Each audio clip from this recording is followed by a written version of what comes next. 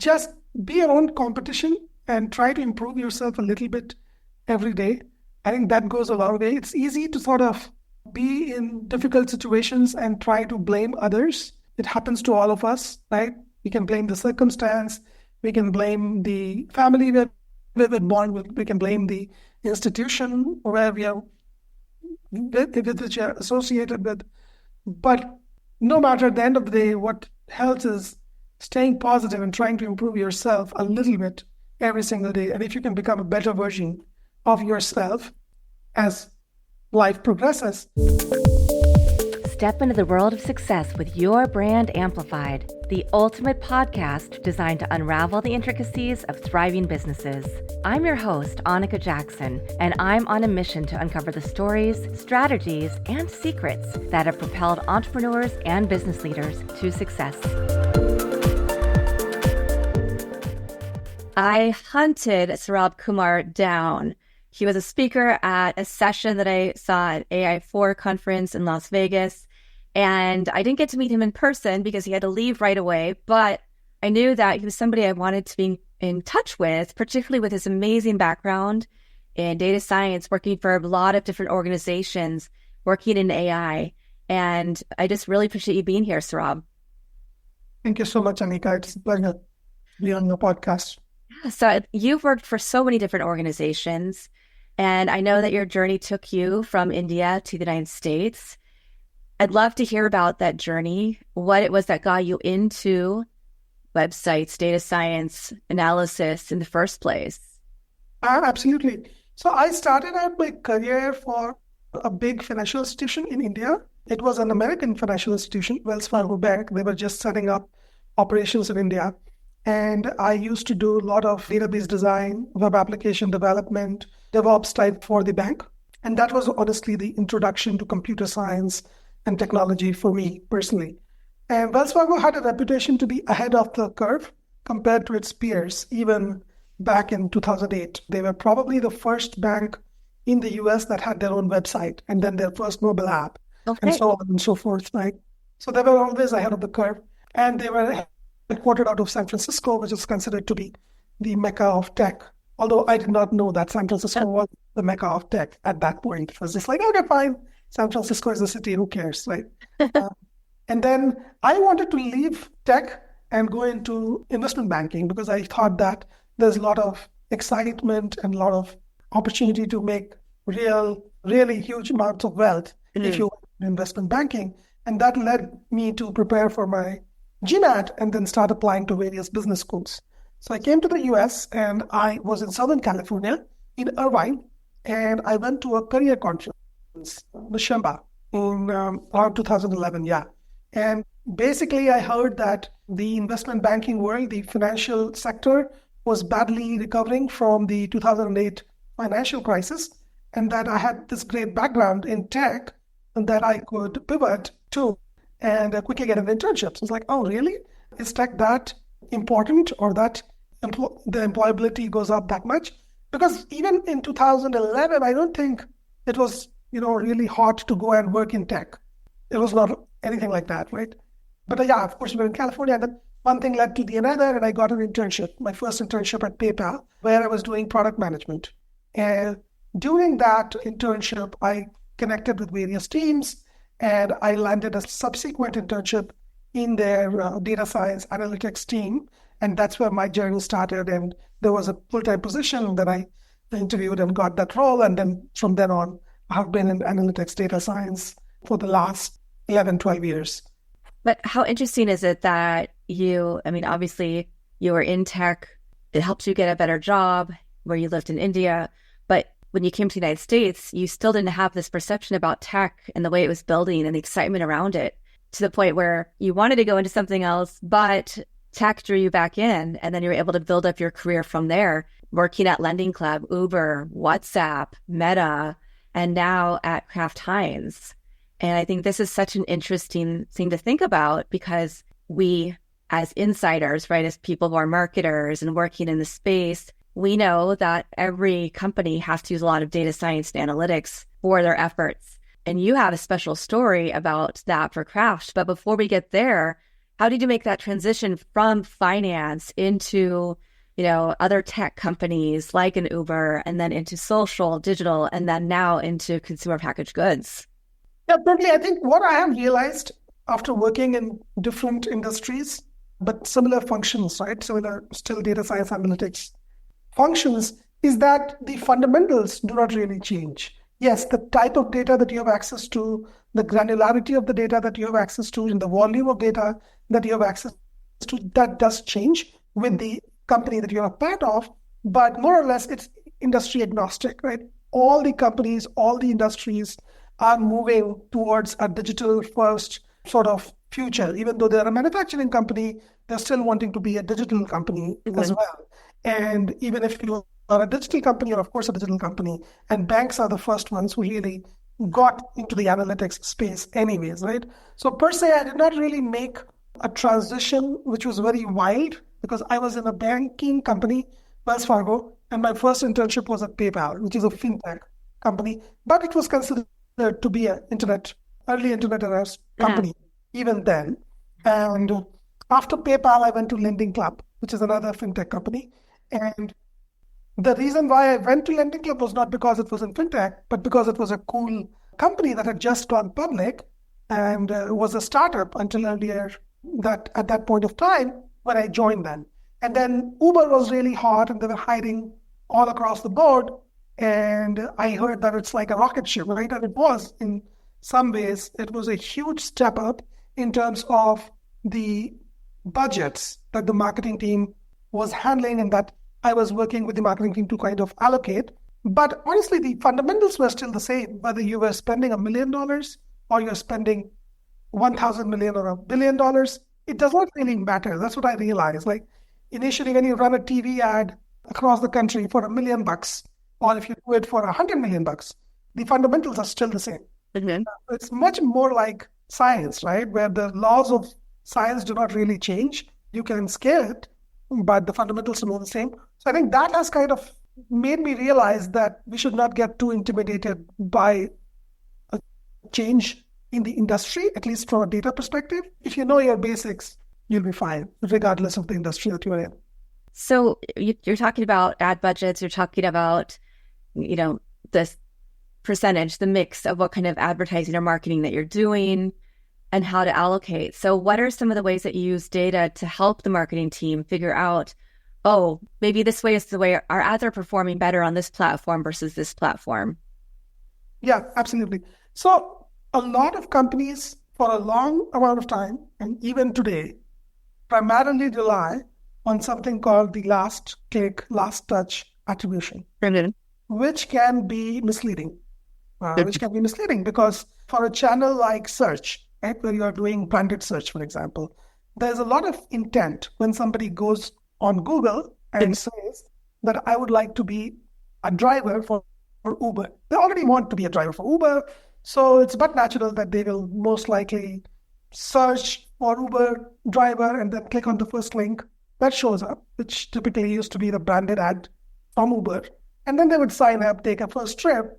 So a channel like branded search would show up as much more efficient as compared to something like a programmatic display, where you are on a blog and you see a pop-up, drive for Uber or whatever, right? So the intent or the targeting becomes harder when you're doing programmatic display and branded search. So it's important to educate and to learn as marketers, as people working in the business, or as analysts, that you cannot measure them using the same benchmark. You'll have to have a different benchmark for branded search and a different benchmark for programmatic display. And by benchmark, I mean, let us say you were looking at some metric like cost per click or cost per 1,000 impressions or cost per activation. If you're trying to measure and compare and contrast those two channels, one of them will be artificially much more efficient and much more effective than the other. And then logically, if you're just looking at last click, you would allocate all of your dollars or most of your dollars to branded paid search, which is not the optimal strategy, right? So we learned that you have to do continuous A/B experiments, as well as complement those A/B experiments with the reporting that the platforms themselves offer. So the Googles of the world and the other publishers of the world that do offer data. But beyond that, it is important to also use techniques like media mix modeling and try to see that if you were adjusting for the fact that branded search is so much more likely to get high intent audience relative to programmatic display, then how do these channels perform? And you also run complementary turn off, turn on, A/B type gold standard experiments to then complement your learnings from your media mix models. And then the story turns out that programmatic display is one of the most efficient channels, even more efficient than something like a Facebook or a social channel that you have been using, right? So those are aha moments for us. And then we would reallocate the budget and run a few tests and then see if we are able to maximize the yield of the total number of new first-time drivers for the company for the same amount of budget to sort of see if whatever the model was telling us is indeed true or not. So I always say that there are this model, this attribution, that attribution, but it's always very important to stress test whatever you are seeing from a model by running experiments. So that's what I tell my marketing counterparts or product counterparts, that we cannot take anything as a given. Yeah. Unless I see the evidence, I'll not believe in whatever the hypothesis is. And the hypothesis keeps changing. So it's important to continuously stress test, always stress test. That's what my advice would be. Well, and now we see hyper-personalization. We see the integration of ad tech and martech, and we see more things being streamlined with the use of AI and algorithmic technology behind all of the ad ecosystems and marketing ecosystems. So for somebody who's listening, most of my audience is going to be entrepreneurs, small to medium-sized businesses, not enterprise level. So they should use these same techniques to figure out what mix of marketing they should do? I think so. And it has the access to these technologies and techniques have really been democratized recently with the advent of open source software packages that anybody has access to. Yeah, maybe a small medium business does not have access to the most sophisticated talent who they can hire full-time, but I'm pretty sure that they can find consultants who would be happy to provide that consultancy to them if they're not able to utilize those tools independently. Yeah. So I would say, why not, right? Like in the era where there is a lot of privacy-related regulation, yes, there is a lot of artificial intelligence that is available, but there's a lot of privacy regulations that has changed the way data tagging was possible before the advent of these regulations, right? For example, there was talk that browser cookies would be discontinued, right? Which never happened, right? Because Google realized that it's just too much of a pain to retire browser cookies permanently. But if you look at Safari, and if you look at Firefox, or if you look at other browsers, they have already deprecated browser cookies, right? Right. So yes, if anything, yes, there is personalization and there is a lot of technology available, but at the same time, lots of signals like the IDFA, device fingerprinting, etc., are going away because a lot of these big tech companies, for instance, Apple says that, hey, I do not want you to use the data that's available, but I will use that data. It's fair game for me. And people don't understand that, right? People think, oh my God, Apple is such a novel company that loves the privacy of its users. Yeah. But in reality, they are just cornering the market for themselves in a way by saying, hey, do not opt in to tracking for all the other apps except me. So yeah, I still think that in these small and medium businesses, there's no reason why they cannot access the best technology out there to improve their business. Yeah. At a reasonable cost. I'd love for you to share your story about the amount of money and the framework you used to save Kraft Heinz when they were looking at their marketing mix. Our marketing budget is really big, like triple-digit millions of dollars in a year. And this was early on when we were still releasing the first few iterations of our media mix model. And we started looking at the performance of various channels according to the media mix model and what occurred to us that there were some specific partners who were helping us run promotions that were specifically not showing up as that efficient when we looked into the media mix. And then I started digging deeper and started talking to the specific publisher that was helping us run the promotions. And we stress tested the finding from the media mix model, and we're able to confirm that the media mix model was indeed directionally saying the correct thing, and this specific promotion lever is not that efficient. So we decided to reallocate the funds from that specific promo bucket into other more efficient channels, right? And it was a lot of data-driven decision making, but at the same time, a lot of trust and a lot of collaboration from the leadership team that believed in what we were trying to share with them as a result of the findings of the model. Yeah. Yeah.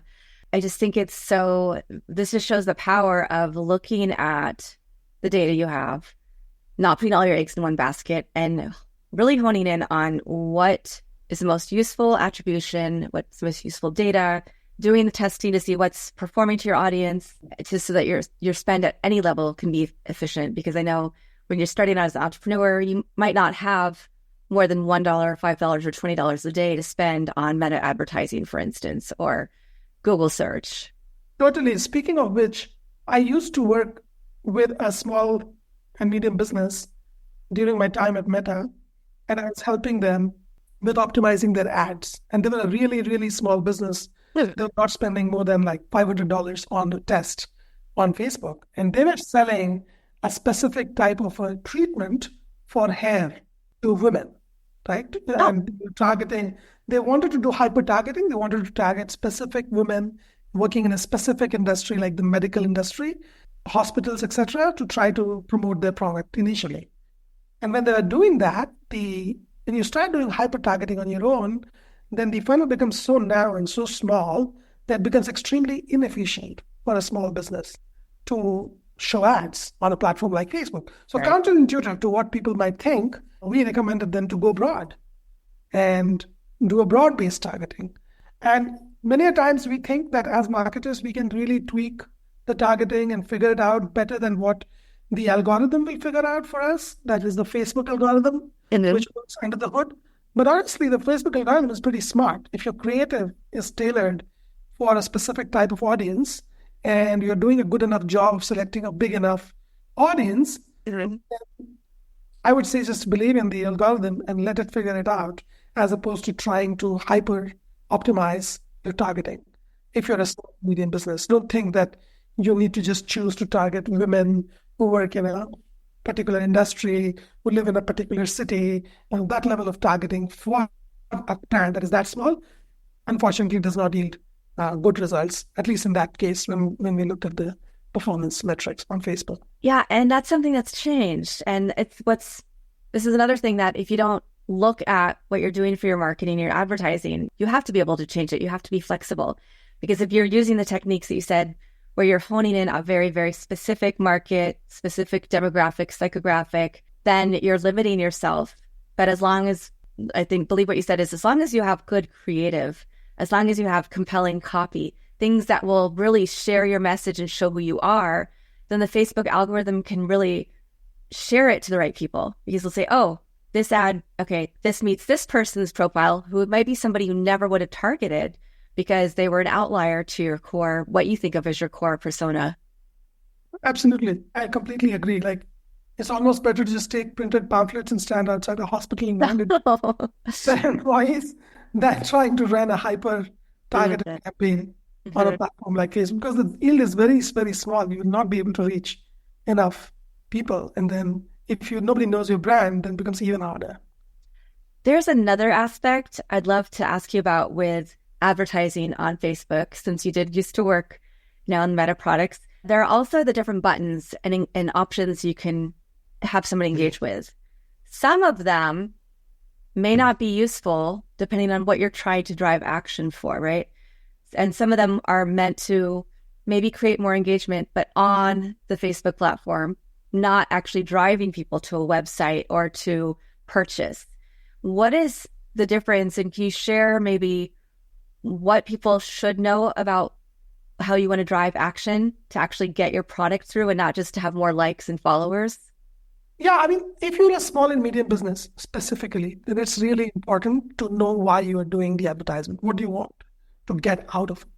And hopefully, if you cannot drive people to your website, even if you drove people to your website, right? Let us say that even if you drove people to your website, do you think they will spend a meaningful time on your website because there's such an amazing offer or knowledge or whatever it is that you're trying to pitch that would command time from that audience who you are trying to get to your website?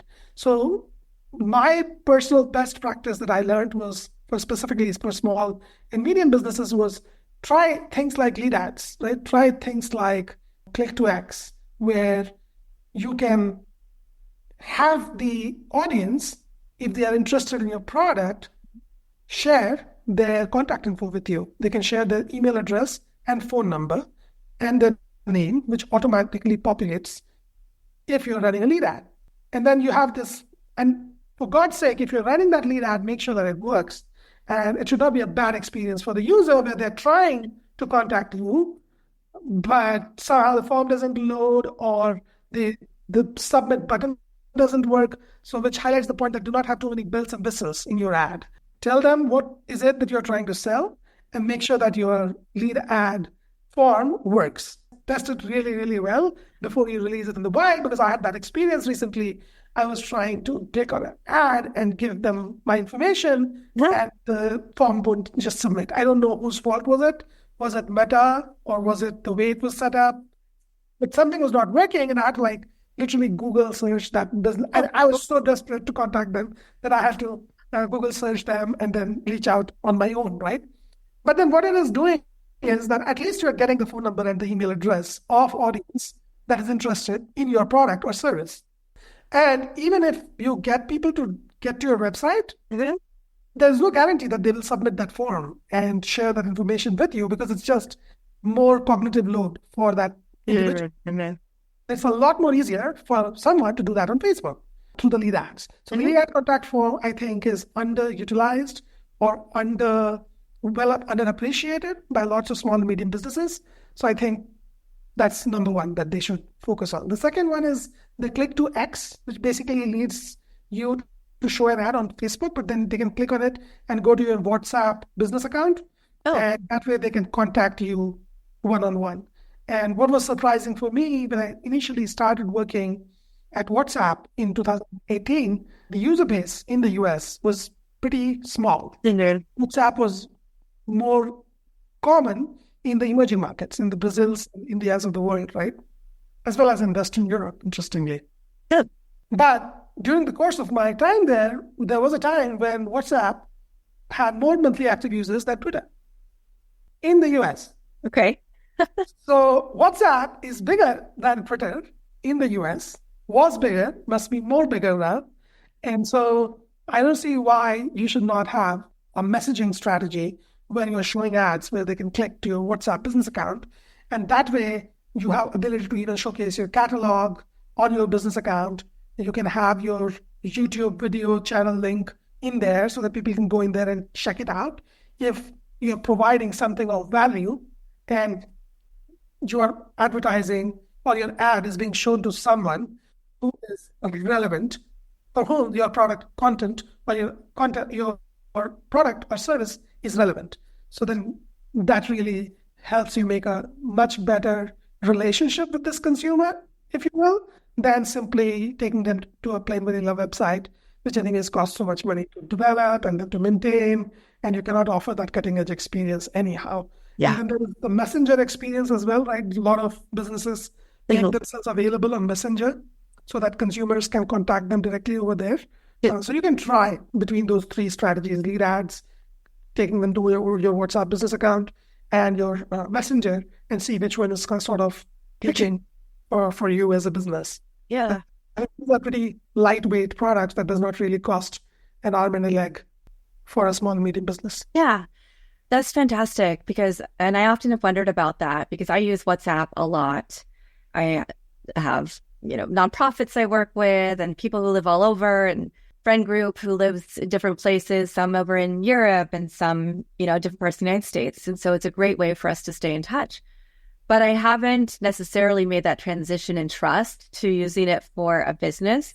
I think simply because then you also see some of the scam messages on social media where people are trying to promote Forex or like they're buying my course and all this different stuff. Yeah. Totally. I don't know what has happened, but more recently, there was definitely a huge spike, at least for me, n equal to 1. I was getting a lot of crypto type group invites. Yeah. And then suddenly it has all stopped. I kept blocking and reporting each one whenever I got it. So there's a button called report and block. Yeah. When someone inadvertently reaches out to you. And you can also change your settings that if someone is not in your contact list, then they will not be able to add you to a group. So they have built those controls recently. Maybe they're doing something, at least I don't know, but it's working for me. Yeah. I'm not getting any more spammy messages on WhatsApp, at least in the last. But yeah, it was annoying at one point. Yeah. Well, let's talk about AI with analytics. Most people have been using it. They think it's a scary word, Gen AI, all this stuff, but really it's driven the recommendation engines behind watching shows on a streaming platform, what's recommended to you next, or buying a product on Amazon and what, other products you could buy, or based on your purchasing behavior, you might like this, and this is on a sale. So it's been running all of this stuff for a long time. We've all been using this technology without realizing it. And I think about some of the small businesses that are still, and even my students, which we've talked about before, who have been more reluctant to get into really like embracing, right, the technology and tools for the more external stuff, the things that we see now, the ways that we maybe create images or videos or content creation. But I'd love to talk about it in the context of marketing analytics and other ways that we can use it. And when we're thinking about, because we are going into, we're in Q4. So people have particularly product-based or service-based businesses or want to help people be inspired for the next year, need to get their message out to the right people at the right time. So what role can AI play in that, or does it play in it? I know we talked about a little bit about Facebook algorithms, but I'd love to hear some other perspective from you as well. Yeah, absolutely. I think AI is definitely a good buddy or a good assistant, regardless of the end goal that you're trying to accomplish, if you know how and when to use it, right? Because if you are getting all your copy written using AI and you do not review it and you do not find it funny or interesting or to-point message that you're trying to make, then it can fall on flat faces, right? So it's important to be, as I said, stress testing is extremely important with using AI, but at the same time, there is no need to be intimidated. Feel that it's important to treat it as your buddy, consult it on matters, keep practicing your prompting skills, because if AI is not giving you the desired output, then if you keep torturing it for a significant amount of time, it will eventually get there. So it's important to have the faith, and it's important to continue to not give up. It's much like Google search, right? There are some people who are really good at Google search, and some people who are not as good as others at Google search. It's a basic thing. It's Google. It's available to everybody. It doesn't distinguish and discriminate between individuals based on anything else other than the query that you issue to the search engine. Similarly, for artificial intelligence, it's the prompt that you're writing. Are you giving significant context? Are you giving significant desired output examples that you would want on the AI to generate for you? And things like that, right? And then there is place and time for using AI as well. It cannot do everything, of course. But I think it tends to be underutilized. Specifically, there were some surveys which showed that women utilize it less than men. Really? Do not know why. But that's what the survey said, that the women were more reluctant at utilizing AI than men, or people of color or minorities were less likely to use it than the others. So it's still not mainstream, right? Everybody doesn't have awareness. Everybody is not paying for the paid version of it. But if you're a small business, it costs like $20 a month. I think in the grand scheme of things, the value that it is offering in my mind for $20 a month is still much more value creation happening than just $20. So it's definitely worthwhile to pay for one or two subscriptions and keep trying it out and just be on the lookout as to how to improve the results that you're getting from the AI. Yeah. I think that's so interesting to think about. And do you think that part of the reason certain groups are not using it as much is because of the inherent bias that's been built into AI? I was just speaking to somebody about, I was showing an example workshop I was giving over the summer about how to use AI tools. And I was showing, if you don't prompt engineer, and I put in a person going for a job, post-college or post-high school going in for a job interview, they're dressed professionally, and they're going into an interview. It's going to come up with a white man, right? Young, shaven, short hair, in a shirt, maybe a tie. But then if that's not the demographic for your community, for your business, for what you're trying to show the world, you're going to have to prompt engineer better. But then if you don't prompt engineer enough, it's still going to be stereotypical. So for instance, I put an African-American woman, say some of the same information, and it would give me a woman with braids. Well, not every woman who's African-American wears braids. Not only that, but the braids were attached to the ears as if they were earrings and not hair. So we see that it still makes a lot of mistakes, and we have to continue putting information in that's good data that really reaches the people that we want to reach. But you have to keep fine-tuning it. Like you said, you can't give up. You have to keep practicing. Yeah, I think AI in general is not very good with image generation, let alone about specific individuals. If you started prompting AI for visualization for your presentation, it just gives awful outputs at times. So I would not rely on it for image generation as much, at least the common tools that are available out there. There are customized tools that people are working on, which are much better, that have become available. But I don't think we should really let all that bias that we are noticing at times discourage us, because then it is going to even hurt us more than the other groups, right? Yeah. We should just assume positive intent and try to use the tool to our advantage, right? So express that. Like if you notice bias, then it's important to share that feedback, I think, with the tool, because if you don't do that, if enough diverse people do not use it, then it will never get better, and it will never account for the different types of users who use the product. And if some product is not performing to the expectation or is failing your expectations, it's important to call it out and report it. And at least that's what we can do to make it better for the others and for the future. And only then can it collectively improve over time. I do not think anybody is intentionally causing insertion of any specific bias into the tools. At least I don't have evidence to believe that. But I definitely have seen examples where there was bias, implicit bias in it, right? We should not give up on the tools if we are noticing such instances. We should double down on making the most of the tool, because it's an incredibly useful product that has become available to us. And if you're not using it, then you're somehow falling behind others who aren't using it. And you mentioned something that I hadn't really considered, which is funny because sometimes when I'm speaking to AI tools, I'll go back and I'll say, no, this is what I really meant, or, oh, you missed this point, and have it, redo the work. It's usually not for visuals. But if we're not telling it, oh, this is not the image that I need, here's what I'm really looking for, or, oh, this image is not a good image, it doesn't portray this person in the right way. We are training these models continuously as we're using them. So if you put that feedback in, it's going to take it into consideration. So thank you. That was an aha moment. I was like, oh, yeah, I did these different images, but I didn't even go, no, this is not, So I'd love to hear about some of the AI tools that you use that we can embrace right now. Yeah, I've used most of the common ones that are out there, right?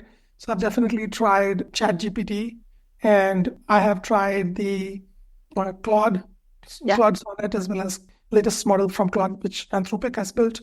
And I've also tried the open source models. For instance, Llama is a big one from Facebook.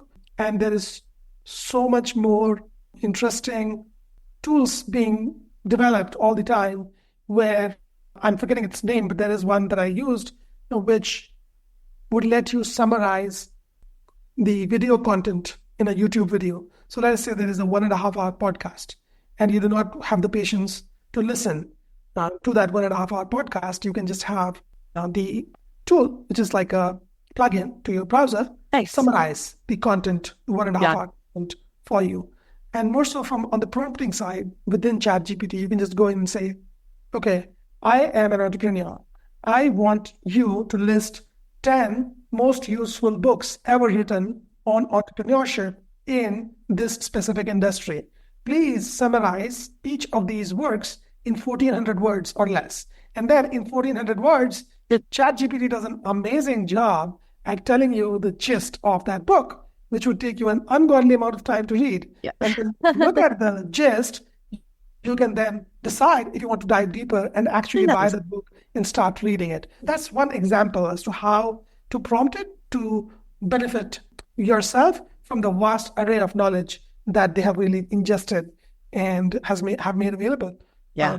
I used it for personal diagnosis of medical conditions. For myself, I found that the sequence of treatment that ChatGPT was recommending was identical to what the physician was doing in the hospital. Wow. Of course, disclaimer, I'm not a doctor, so don't take any medical advice from me, but it's good to check, right? Yeah. And then, of course, you can go to a licensed doctor and you can receive treatment, but it's not only useful in your personal or business setting, but also in other spheres of life. Yeah. There's so much more we could talk about, but we're going to leave it here for the audience to dive in more. And we're going to link, Saurabh, to your LinkedIn in the show notes. But one last question I have. Do you have a favorite quote, mantra, motto, verse, some words that help you get through every day and keep inspiring you? I don't go by any specific quote that I could remember and restate, but I think just be your own competition and try to improve yourself a little bit every day. I think that goes a long way. It's easy to sort of be in difficult situations and try to blame others. It happens to all of us, right? We can blame the circumstance. We can blame the family we're born with. We can blame the institution where we are which are associated with.